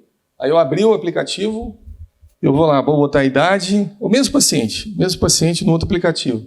Aí eu vou clicando, feminino, aí vem perguntando se é cirurgia, se é fratura de quadril, qual tipo de cirurgia que se cirurgia maior não é, se tem edema, ele tem varizes, né? Entra aqui, se ele tem IMC alto, não é o caso. Aí você vai passando, no final ele vai te dar a pontuação e vai te falar o que tem que fazer. Isso aqui é muito rápido, você vai ver que se for cronometrar o tempo que a gente gasta para fazer isso, e aqui porque eu estou lendo. A partir do momento que você conhece esse aplicativo, você vai bem mais. Aí, já deu. Ó, são 4 fatores de risco, entre 3 e 4, é um risco moderado. Eu teria que fazer 20 mg de enoxaparina para ele de 7 a 10 dias. E agora aqui tem outra coisa interessante. Depois que aconteceu o negócio da trombose, da trombofilia, Ele resolveu, a mulher dele é médica, ele resolveu ligar para a família ficou sabendo que ele teve trombose, achou que ele ia morrer, aquelas histórias todas. Aí ele descobriu que ele teve 2 tias que tiveram TEP e uma irmã que era trombofílica e uma outra que teve vários episódios de tromboflebite. Aí, se a gente for fazer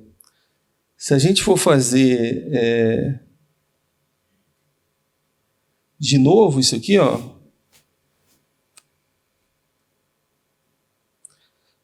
Esse aqui eu estou usando outro programa, que eles verem que esse aqui é brasileiro. Se eu for botar aqui os dados que ele me falou, que eu coloquei no anterior, mais a história da família dele, ele já vai para risco alto. Então ele já vai para uma dose de 40 miligramas, ou heparina não fracionada 5.000 3 vezes ao dia. Então essa história que ele não sabia, essa história é muito importante, pode fazer diferença. Eu podia ter usado aí 7 a 10 dias de 20, podia não ter sido suficiente, né? Esse aqui é tudo numa página só, você vai clicando ali, no final ele te dá também, esse aqui até é um pouco mais rápido de fazer, em português. E você coloca tudo aqui, depois você começa a fazer isso repetido, fica mais fácil fazer. Aí no final ele te dá lá os fatores de risco lá, que é um score alto, eu não tô lembrando aqui, deu 10, parece, o risco de alto que teria que fazer a dose mais alta de enoxaparina. Isso aqui eu não vou mostrar, isso aqui é um programinha, o Vladimir Mena, ele é um cirurgião vascular de Macaé, ele é digitador também, ele é programador. Então ele fez esse programinha aqui, eu tenho nos desktop lá da minha clínica. Depois eu vou deixar meu e-mail, quem quiser me manda o e-mail que eu devolvo para vocês. O legal dele é que é um programinha, fica lá o íconezinho, quando chega alguém de plástica ou cirurgia bariátrica para fazer um parecer risco de profilaxia, você abre isso aqui, você coloca o nome do paciente, homem e mulher, qual é a cirurgia, vai fazer plástica de mama, etc. Aí você vai preenchendo aqui, no final você clica lá em laudo, ele monta um laudo para você. Aí ou você manda imprimir aquele laudo, ou você copia e cola e bota num receituário seu, alguma coisa e imprime. A única coisa que tem que tomar cuidado aqui é que isso aqui ele está usando o Caprini mais no começo, então as porcentagens que tem lá são muito altas e os scores lá, que ele bota em alto, médio e tal, é diferente. Então, isso aqui é muito bom de usar, mas tem que corrigir só os scores lá. Mas a formatação que ele vai, a gente ganha um tempo danado. Isso aqui fica bonitinho, porque ele cita o VEMBOOK, dá bibliografia. É bem legal isso aqui. Eu acho que é interessante para a gente usar. A gente até a gente vai pensar em ligar para ele para ver se atualiza isso aí, bota de acordo com aquela atualização com a CCP. Aí, eles te chamam para ver esse paciente aqui. Vascular, você tem que estratificar ele. O paciente foi um trauma por arma branca, e o paciente está no pós-operatório, cirurgia longa, está usando as meias. Quanto tempo você faz profilaxia para um paciente desse? 7 a 10 dias? Você vai... Quando é que você vai parar essa profilaxia? Eu sei que teriam alguns que não iam fazer profilaxia, não iam botar nem meia, e às vezes poderia dar até um hormônio para ele fortalecer e tal. Mas isso aí é outra coisa. A gente fica pensando, se a gente faria uma profilaxia alta, grande para ele, por que a gente não faz para os pacientes nossos? Qual é a diferença? Né? Qual é a diferença? Não tem, né? Você vê que fizeram, pô, ele já está de meia aqui no pós-operatório. Esse caso aqui é um caso que não tem muito a ver com essa aula aqui não, mas eu resolvi botar isso comigo semana passada. Eu achei interessante, falei, não, vou encaixar isso aqui na aula. Ó, a situação, chegou no meu consultório, eu não conhecia esse paciente, veio pelo convênio, paciente grávida, 28 semanas, não tinha história de nada, TVP de nada, gravidez tudo certo. A única coisa é que ela fez tropeçou lá um negócio e fraturou a fíbula. Aí no interior botou um gesso, para ficar um mês aí com gesso. Para mim, caminhado do ginecologista, do obstetra, perguntar se ela ia fazer profilaxia, quanto tempo? Aí eu pergunto para vocês, alguém quer comentar? Alguém gosta de grávida aí, quer comentar sobre isso aqui? O que a gente faz? Mas medicina, a gente sabe que tem muitos detalhes, né? Muitos detalhes. Aí eu falei para ela, olha, eu sei o que eu penso em fazer.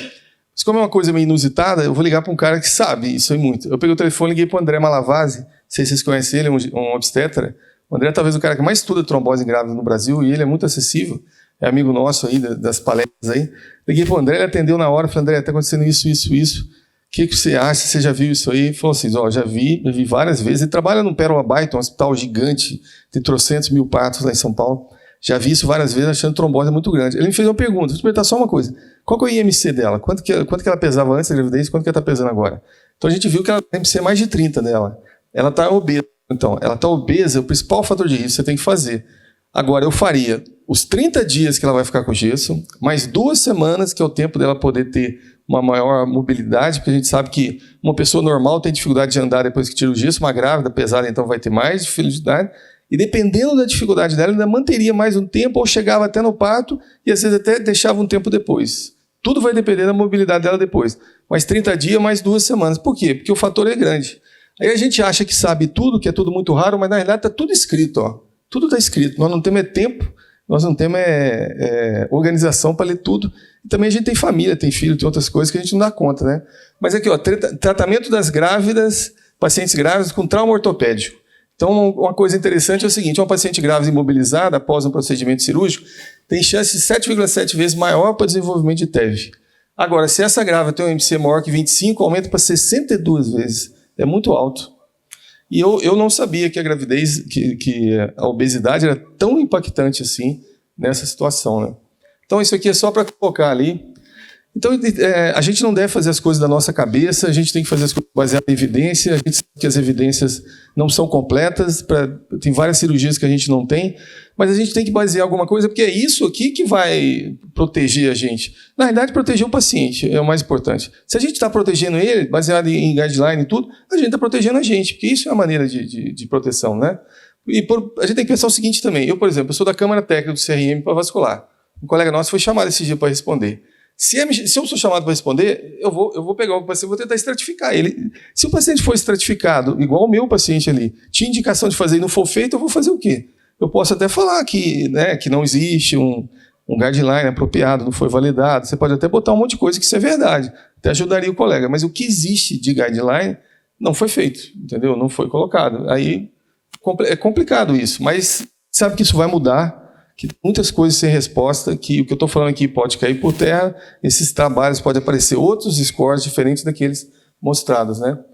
Então, consideração final dessa aula, a gente tem que reconhecer a incidência de TEV, real incidência, a importância dela, a importância da profilaxia, reavaliar os motivos de não uso, né? O medo de sangramento, essas dificuldades, utilizar novas ferramentas para estratificação de risco, o aplicativo ajuda demais, ele é rápido, e quanto mais a gente usa, mais a gente faz. Às vezes, eu estou lá, o cara que está me auxiliando, eu estou fazendo alguma coisa, eu chego para o Geraldinho, o filho do Filipão, que é goiano também, Geraldinho, faz a estratificação do paciente para mim. Aí ele fica, me fala, deu tanto, pronto, aí eu resolvo lá na hora. Eu nem estou fazendo isso mais para ele me ajudar, a gente ganhar tempo. É importante a padronização da extensão do tempo de profilaxia, importante a criação de scores, igual esse do Caprini e outros melhores que vão estar por vir, e lembrar sempre que a profilaxia não é só remédio, não é só injeção. Muitas vezes não tem que fazer isso, né? A gente tem que lembrar que o hospital costuma ter compressões pneumáticas em pacientes que a gente precisa. Depois da bariátrica, é fácil essas bombas lá. A gente consegue fazer as meias, etc. Né? Eu vou terminar essa primeira aula. Eu gosto muito desse cirurgião aqui, é um cirurgião geral americano. Ele chama Atul Gawande. Ele é um cirurgião geral, ele trabalha em Boston, em um dos hospitais da Harvard. Ele é cronista famoso, ele escreve na New York, que é uma revista americana famosa, ele tem livros. Um dos livros que ele tem famoso é esse aqui, chama Complicações, que é Dilemas de um cirurgião em uma ciência imperfeita. A angiotomografia e a arteriografia é considerado o padrão ouro na investigação do trauma. No entanto, no paciente instável e com trauma múltiplo, o ultrassom pode fornecer o diagnóstico imediato de uma série de lesões no leito. Então, facilita muito o diagnóstico, principalmente na velocidade. Esse aqui é um paciente que foi um PAF, lesão por arma de fogo na carótida. A gente fez nesse paciente no leito, na emergência. A gente viu essa imagem, a gente via a carótida, a gente viu o pseudoaneurisma aqui, e na cirurgia foi o que a gente viu. A gente foi para a cirurgia só com isso aqui, ó.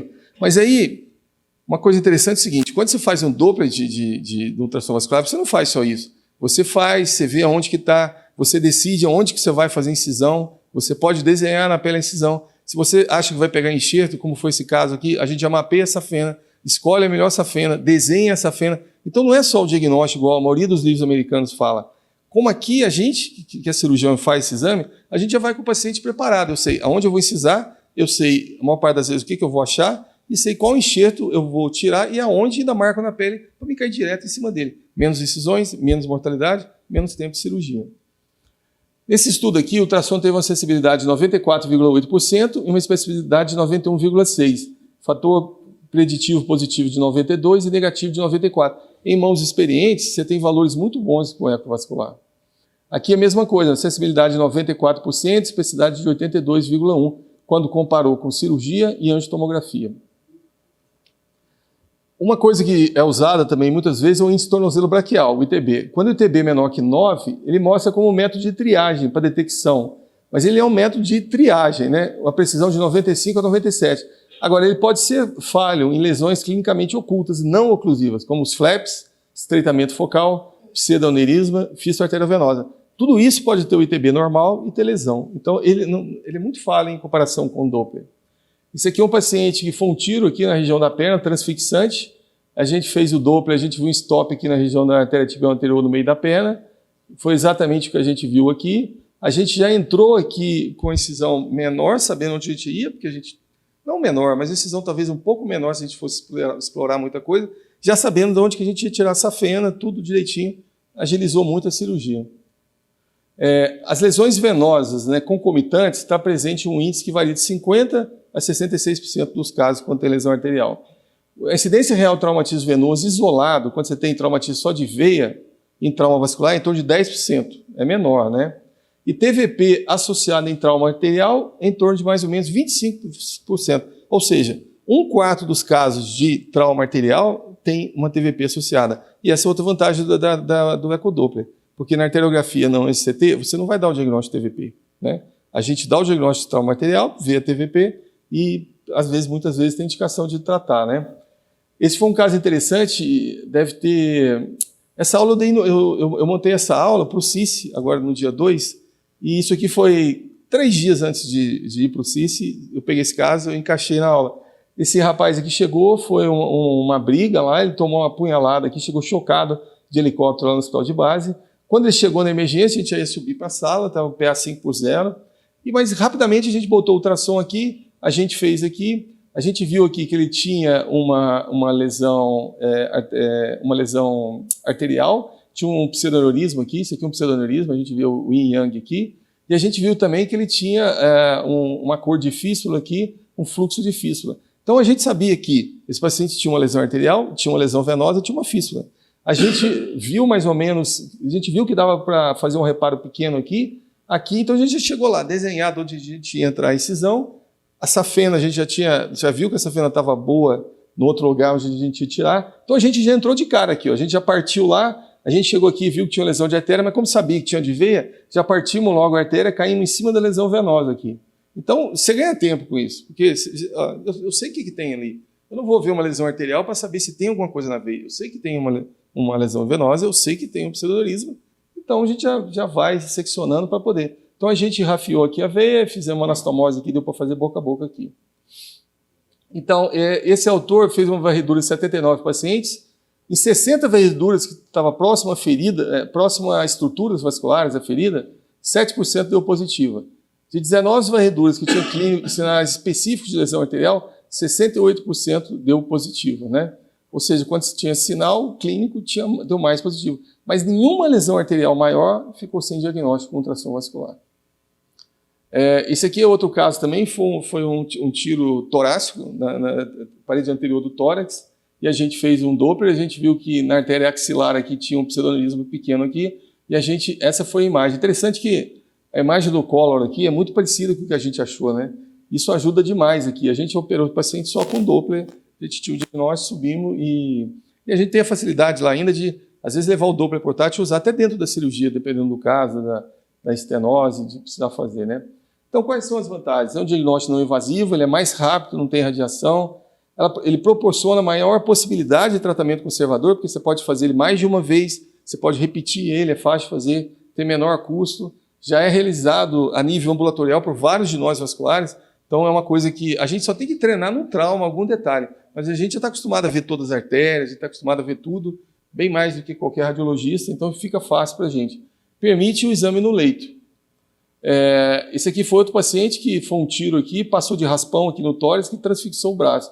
A gente viu que tinha um stop aqui na artéria braquial, teve uma lesão aqui, e foi o que a gente fez também com ultrassom, a gente fez uma incisão dirigida e corrigiu ali.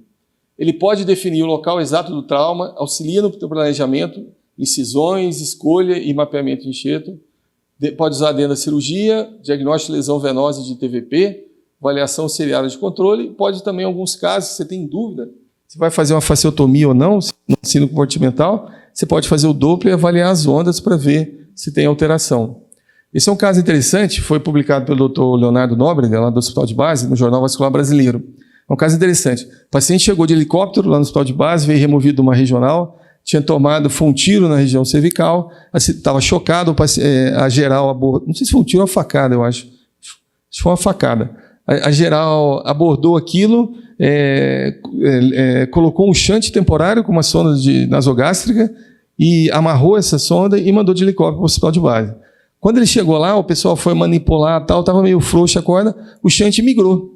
Entrou na carótida e sumiu o shunt. Aí, diante daquilo, o pessoal foi, reparou, botou enxerto, tratou a carótida e foram ver e investigar para ver o que fazer. Aí, o Leonardo botou na sala, fez um Doppler e ele viu que o shunt estava preso aqui na artéria poplítea, no meio da coxa. Aqui o shunt. O shunt que é um pedaço de... essa sondinha aqui, ó, que foi o shunt temporário que migrou. Aí botaram na sala tal. Aí vem outro aspecto interessante do Doppler. Ele falou, não, vamos dar uma olhada de novo, vai que esse shunt andou mais um pouco. Aí ele viu que o shunt daqui veio parar aqui, ó. Esse aqui é o shunt.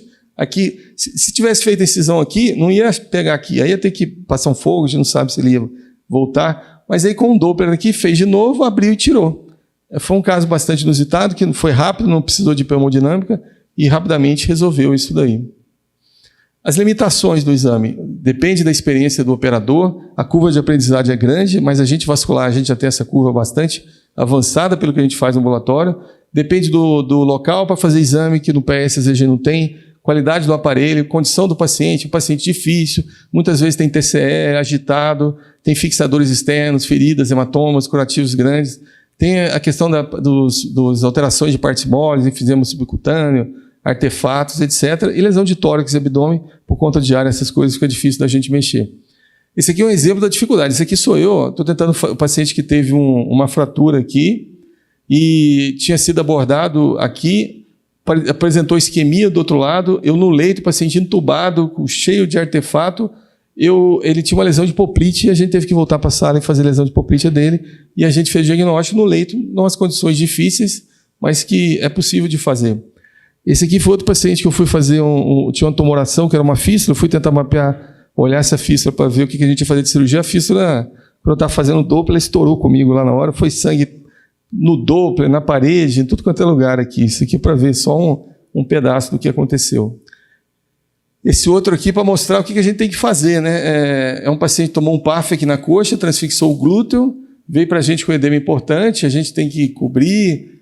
São pacientes difíceis, né? Se faz na maca, a gente não tem um ambiente ideal, mas a gente conseguiu ver que os vasos estavam pérvios, não tinha lesão, tratamento conservador para esse paciente. Esse outro caso aqui é interessante, ó, a gente foi um PAF aqui perto do cotovelo, transfixou no braço, teve fratura aqui de una, parece, e a gente viu que tinha um stop aqui. Quando levou para a cirurgia, a gente achou que era uma lesão ou de braquial, ou de unar, alguma coisa. Na verdade, ele tinha um espasmo. Proximalmente, ele tinha essa onda aqui, multifásica, né? Então, esse espasmo passaria pelo Doppler também, como poderia ter passado também pela arteriografia, ou angiotomografia, dependendo do grau, né? Esse caso aqui é um caso interessante. Ó. Esse aqui é um vaqueiro da Bahia. Ele estava correndo no pasto, atrás de um gado. Quando ele foi passar debaixo de uma árvore, ele abaixou para passar, mas um galo pegou ele e derrubou ele do cavalo. Aí quando ele caiu, estava doendo bastante, estava sangrando. Ele botou o dedo, foi para o hospital, chegou lá, eles fizeram a sutura aqui e mandaram para Brasília. Quando ele chegou lá para a gente, porque a geral tinha mandado, num outro hospital, eu fiz um Doppler dele rapidinho e eu vi que a carótida estava íntegra e eu vi um corpo estranho aqui, ó, tem um corpo estranho aqui, né, nesse local aqui. Esse paciente, ele foi fazer então ele foi fazer uma endoscopia.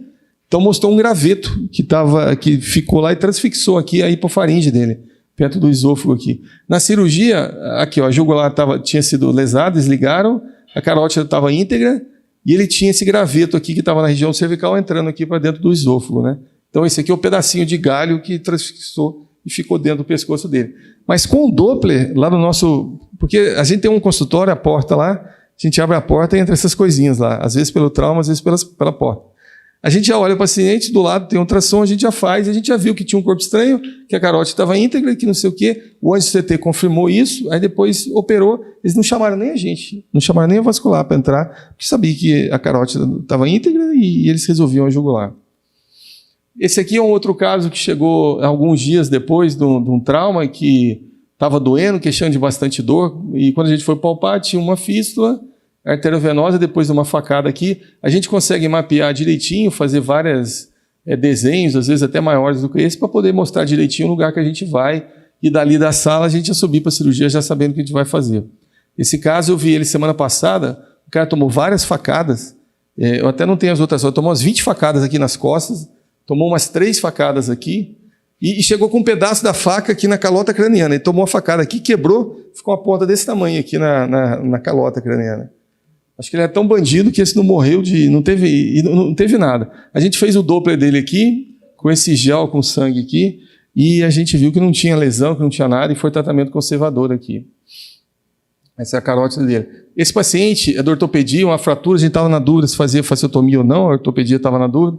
A gente foi lá, fez um Doppler, a gente viu que as ondas estavam normais, embora a gente sabe que o Doppler pode ajudar na fasciotomia, mas a gente sabe que você pode ter sofrimento muscular, até gangrena de intervalo com as ondas distais normais. Então tem que tomar cuidado, é uma coisa a mais para ajudar a gente a decidir alguns casos difíceis, né? Esse aqui é só uma curiosidade, foi um caso que foi operado pelo Rodolfo, que é o presidente nosso lá da sociedade. O paciente chegou, foi uma facada no pescoço, e a geral já olhou, já pediu onde CT, viu que tinha lesão e foi para a cirurgia. Então tinha esse coágulozinho aqui que estava segurando o sangramento aqui. Foi um punhalzinho bem... O interessante é que eles corrigiram tudo, o paciente voltou alguns dias depois com edema e com dor para a gente avaliar. Aí sim, a gente olhou o Doppler, a gente viu o prolene dele aqui, a imagem aqui está ofuscando um pouco, dá para ver, mas a gente consegue ver os prolene aqui direitinho, e a gente consegue ver aqui uma estenose bem pequena aqui, mas estava tudo bem com a cirurgia e ele ficou bem. Esse aqui é o último caso que eu vou mostrar, é um caso interessante. Esse paciente, ele estava lá na sala de emergência, um clínico foi fazer uma punção venosa central, e nessa punção venosa central, não sei o que ele arrumou, o catéter migrou. O fio guia do catéter migrou. Aí chegaram para a gente e tal, não sei o que, aí o residente já estava arrumando para descer para a hemodinâmica, mas não tinha horário, não sei o que. Quando eu vi esse raio-x, eu achei que estava meio superficial isso daqui. Aí eu botei ele, vamos fazer um eco dele para ver se a gente consegue ver isso aqui. Aí eu vi que a ponta dele aqui estava na jugular externa, aqui esquerda. Aí como estava na jugular externa, eu falei, nós vamos tirar isso aqui. Aí fizemos uma incisão pequenininha, guiada pelo ultrassom. Aí eu pesquei aqui na jugular interna e tirei ele com uma incisão, aqui está maior por causa da foto, uma incisão bem pequenininha, dei 2 pontos depois e tirei esse fio guia com ultrassom na sala de emergência. Com isso, é lógico, não dá para fazer isso sempre, mas com isso eu evitei o paciente descer para a hemodinâmica, era um velhinho que estava grave, que ia ter que tomar contraste, usar contraste, ia ter que suspender um exame para poder botar ele no lugar, ia ter que... Então foi uma coisa boa, a gente consegue fazer algumas coisas boas com isso, né? No Rutherford, a 7ª edição, que eu acho que é a penúltima que tem, é interessante porque ele fala que o duplex pode ser usado como substituto ou complemento à arteriografia. Se usar o duplex, você vai ter uma economia de milhões de dólares. E aí você vai usar o Doppler com acompanhamento ambulatorial em vez de arteriografia e internação. Mas que para fazer isso precisa fazer um treinamento de cirurgiões no ultrassom de trauma, como os cirurgiões fazem um treinamento com o FAST. Que o FAST, para ver líquido e tal, os cirurgiões fazem isso e estão acostumados, e há muitos anos eles fazem, teriam que fazer.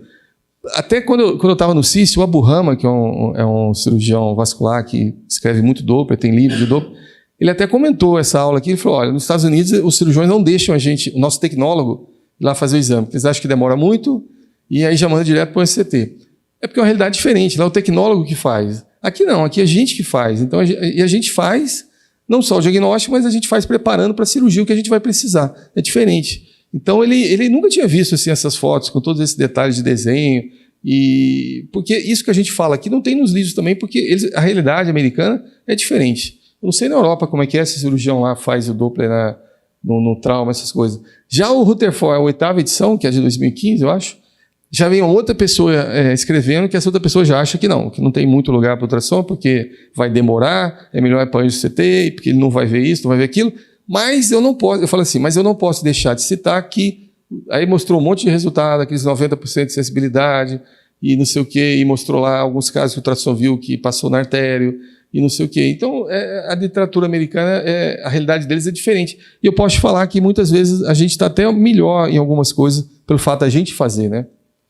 Então, como conclusão, o ultrassom se mostra eficaz no diagnóstico e no auxílio da terapêutica. Possui vantagens em relação aos exames normais. Agora, existem limitações, que algumas delas podem ser minimizadas, outras não, como melhor aparelho, um local ideal para fazer, treinar melhor a equipe, etc.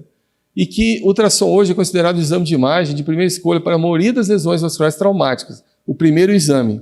Angiotomografia, angiorressonância e arteriografia são reservados para casos selecionados, casos mais graves, ou dirigidos para terapia endovascular. Aí você já pode partir direto para a arteriografia e os exames, né? Então, eu gosto de terminar essas aulas com essas frases. Essa daqui é uma frase do William Owsley. O William Owsley, ele era clínico, ele é canadense, ele fez a formação dele médico nos Estados Unidos. Ele, junto com mais 3 pessoas, ele com o Halsted e mais 2 pessoas, criaram o Johns Hopkins em Baltimore. E eles que idealizaram a residência médica que a gente faz, foi idealizado por eles. E ele terminou a carreira dele em Oxford. Ele foi um do primeiro americano, um dos únicos que foi convidado para dar aula de medicina em Oxford. E é fantástico, assim, as frases dele, os discursos e tal. Esse aqui é um discurso que ele deu sobre o cirurgião militar, né, o cirurgião do exército, que ele falava: a sua obrigação não é enxergar o que está vagamente à distância, mas sim executar o que está claramente ao alcance da mão. Então, a cirurgia do trauma é diferente, a cirurgia do trauma vascular é diferente, né? A gente tem que ter abordagens diferentes. Esse é meu e-mail. Se alguém quiser anotar, quiser me pedir aquele programinha do Vladimir, eu mando para vocês, aquele da estratificação de risco. Eu agradeço a oportunidade de estar vindo falar aqui. Dar essas aulas é interessante, muito porque obriga a gente a estudar e a gente acaba melhorando o que a gente faz, atualizando. Um prazer muito grande estar aqui. Toda vez que eu venho aqui tem muita gente e você vê que o pessoal aqui vai nas reuniões, né, prestigia tudo, até porque está tudo sendo muito bem feito, né? Então, agradecer de novo vocês. Esperamos a ajuda de vocês para o Congresso de Brasília. A gente vai pedir ajuda, ideias, sugestões e vamos ajudar vocês aí na campanha aí para 2022. Muito obrigado.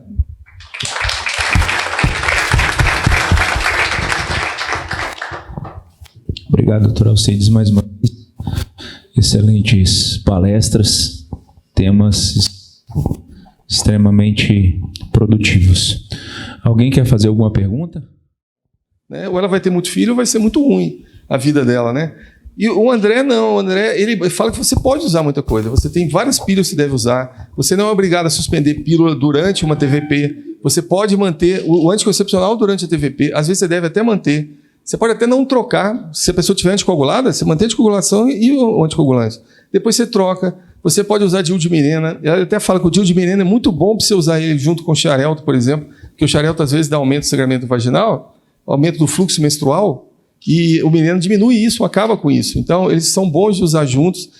Mas a gente não pode falar isso. A gente está falando uma coisa errada. Uma coisa errada que a gente está falando para o paciente, que ela não pode mais usar pílula, que ela não tem que... Para de usar pílula, vamos usar só... Você pode anticoagular junto com a pílula e depois trocar. Eu falo o seguinte, quem trata de trombose, você tem que ter uma equipe boa de referência para você poder mandar. Você tem que ter um bom obstetra que goste de trombose grávida, um bom ginecologista que sabe essas pílulas todas de trombose, um bom pneumo, um bom reumato, um bom oncologista para você mandar o oncologista procurar um câncer oculto. 11% das TVPs idiopáticas têm um câncer oculto. E não cabe a gente ficar fazendo rastreamento, tem muito detalhe, a gente não sabe. Eu terceirizei essas coisas porque a gente tem que fazer da melhor maneira. Eu não vou ficar fazendo examezinho para procurar câncer. Não é minha função, eu não sou clínico. Mas eu dou conta de fazer. Mas será que eu vou fazer da melhor maneira? Tem aulas sobre isso que não tem consenso. Cada um faz de um jeito, né? Então tem que ter um bom hematologista, tem que ter um bom clínico, um bom pneu.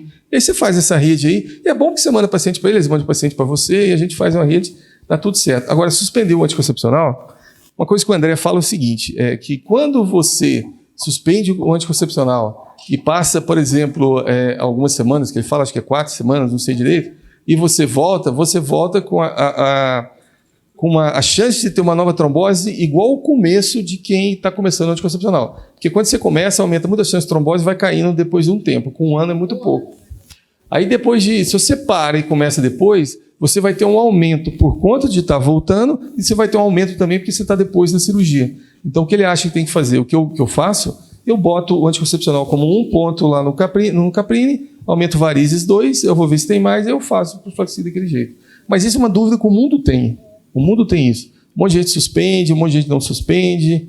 E outra coisa, você tem que pensar que a pessoa pode engravidar também. Não, a Casa está fazendo agora. Ele faz parte da Comissão de Condose da Sociedade de Ginecologia e ele está fazendo exatamente isso. Está fazendo um screening para que possa todo mundo falar a mesma língua. Porque é difícil. Você não precisa cancelar anticoncepcional. Você vai fazer urologia com outros muitos nossa, não, e você fala... Lá na escola de base, um dia, eu falei, gente, eu sou diretor científico da SBSE, eu falei, vou trazer um cara aqui que vai falar, e ele vai falar pra vocês que a gente pode usar anticoncepcional junto com anticoagulantes, que até arrepiava o cabelo, assim. Você tá louco? Você pode fazer essas coisas, isso aqui. Nós temos que evoluir, o cara estuda isso, mexe com isso, é outra especialidade. Por isso que é importante a gente escutar outra especialidade. Não dá... Então, isso daí, você fala suspender para cirurgia? Entra na mesma coisa. Você bota lá como no Caprine E no Caprine, as 12 horas de anticoagulação antes, ele não coloca, né, no plot.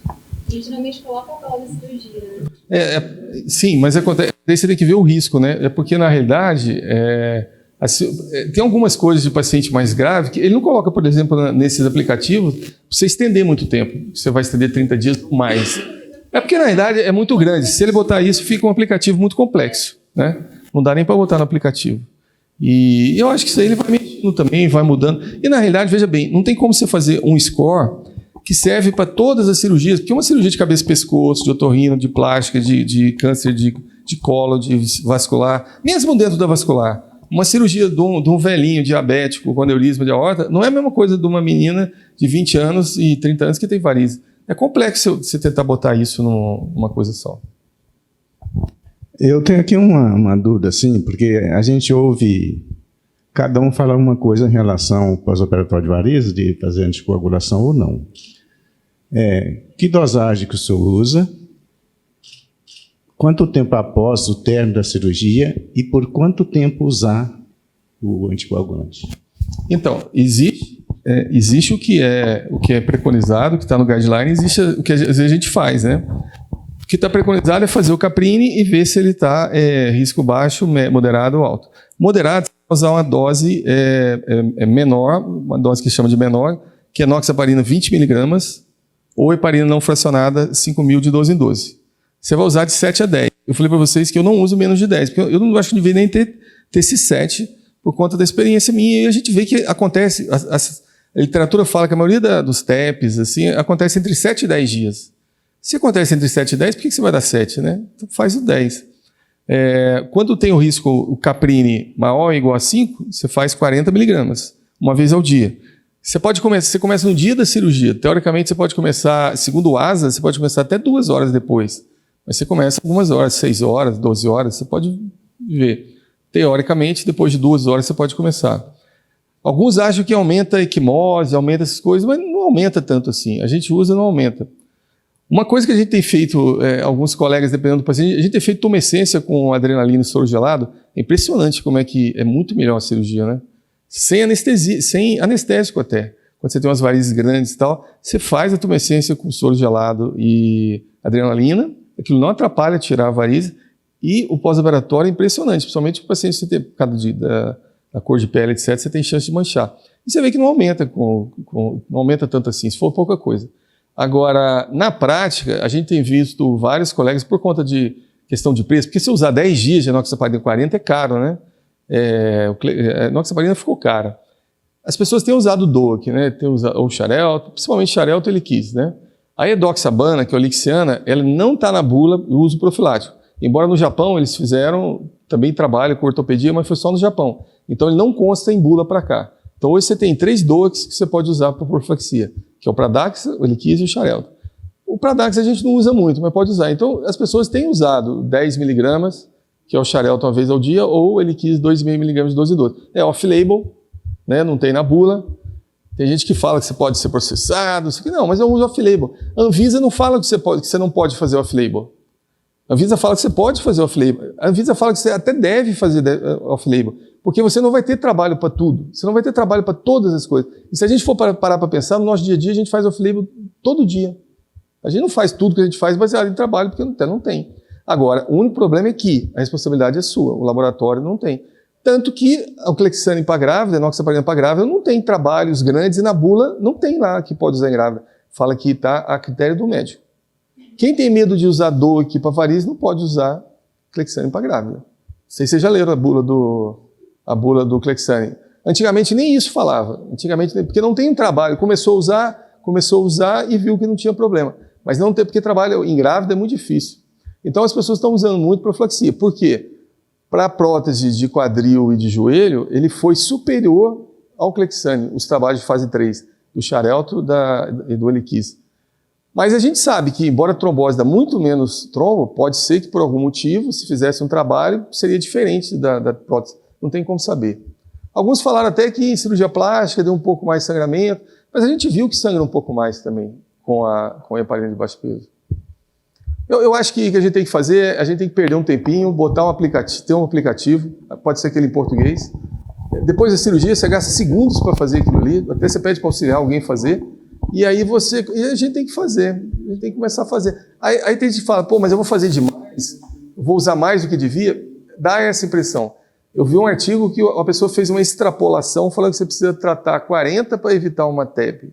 Mas é um assunto complexo, né? Eu acho que você tem que estratificar e ver os que têm maiores riscos. E naquele que tem um risco alto, insistir na enoxaparina injetável. E aí eu acho que vale insistir no valor do dinheiro. Tudo. Até porque, se você internar lá, ela já vai fazer 2 doses, né? Já vai fazer 2 dias lá.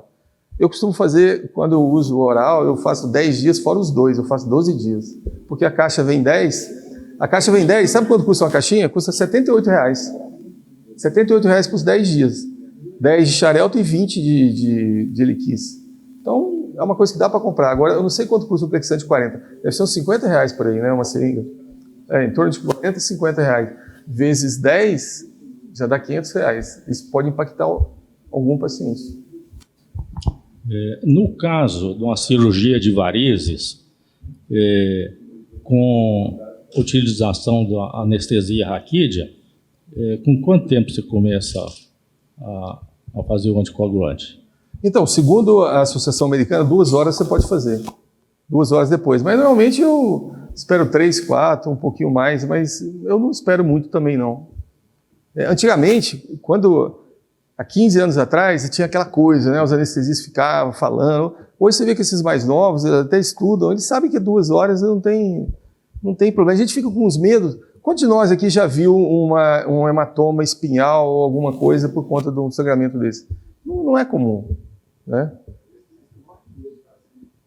Não, mas os mais novos você vê que não tem isso não. Isso aí eu acho que já caiu muito isso aí. Agora eu vou fazer uma pergunta para vocês aí. Coisa sem compromisso, ninguém precisa ficar... Quem faz estratificação em todos os pacientes de varizes que você opera? Em todos? Em todos. Quem faz profilaxia, vamos dizer, em todos os pacientes de varizes? Depende do risco. Não, em todos sem estratificação. Em todos. Quem faz em todos que tem estratificação positiva? Quem às vezes faz ou às vezes não faz? Quem nunca faz... Vai ter gente que vai ter que levantar a mão. Quem nunca faz profilaxia em varizes? Eu fiz essa pergunta lá no encontro da Beneficência Portuguesa, lá do Dr. Bono, lá. Você vê que essa é uma dúvida no mundo, né? O mundo tem essa dúvida, não é a gente só, não. E você vê que lá na Irlanda, 74% faz uma dose só.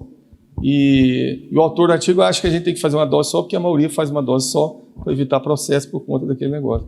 Mas eu acho que as pessoas estão tendo mais artigos, as pessoas estão falando mais disso. Eu acho que a gente vai elucidar mais isso e a gente vai poder fazer só para quem precisa, né? Eu acho que vai demorar um pouco isso para a gente... Mais alguém?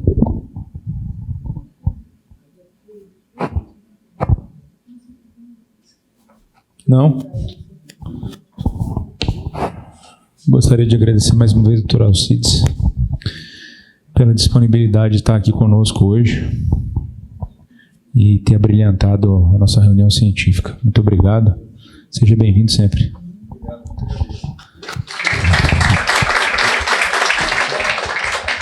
Vocês querem falar mais alguma coisa? Não? Tranquilo? Gente, é isso aí. Está encerrado, tá? O jantar. Obrigado a todos.